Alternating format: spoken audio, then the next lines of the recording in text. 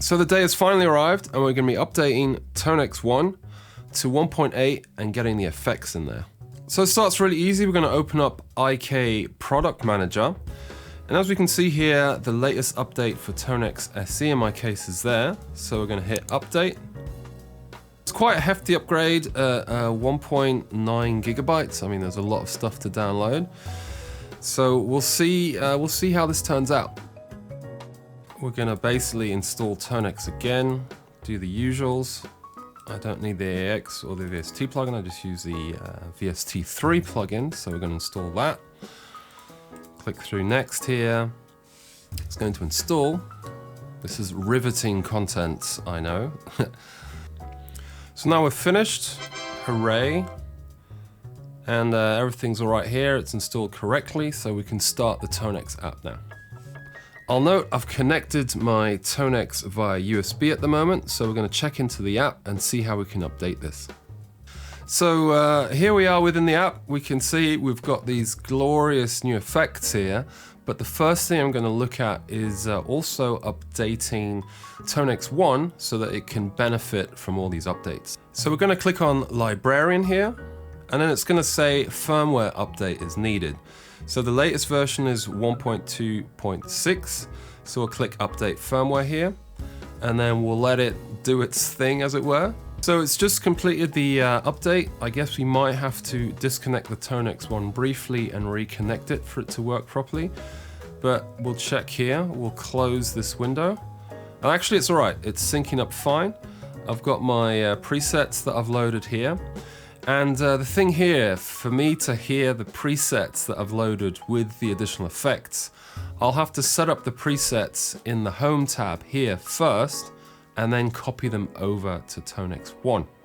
So there are various other videos showing the different effects. I just thought I'd show the update process when you just got the new Tonex and updating your Tonex One to the new firmware.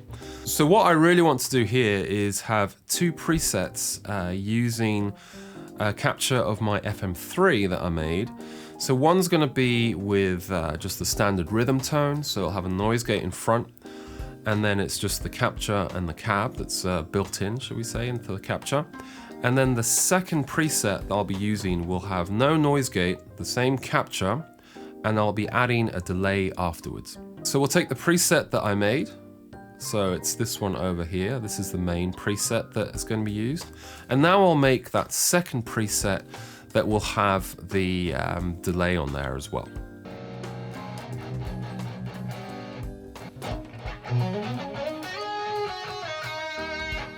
So I've just added the delay onto the actual preset that I've made.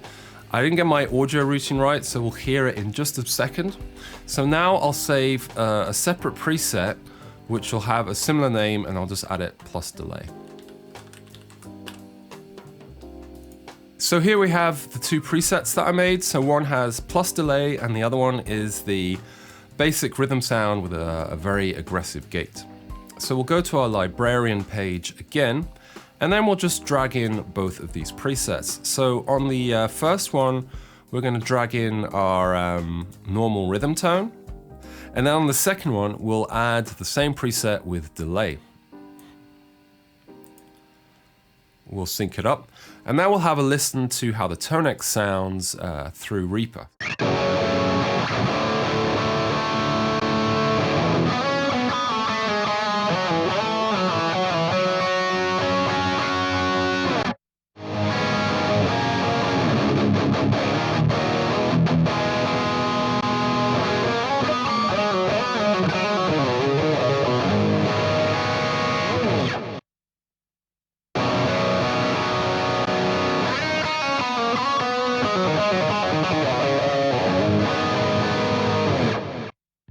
So there's obviously some limitations with the Tonex One. So there's no trails between reverb and delay when switching between the two presets.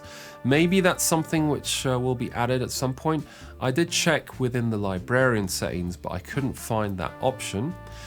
And so when you're switching between two sounds like that, which would say mimic a real world sort of use of something like that, you will hear that slight gap, I guess, between the two presets as well.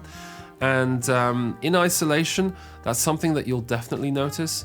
But for me, at least, in sort of live applications where usually that sort of thing will happen at a certain transition point during a song, it's not something that will be as noticeable.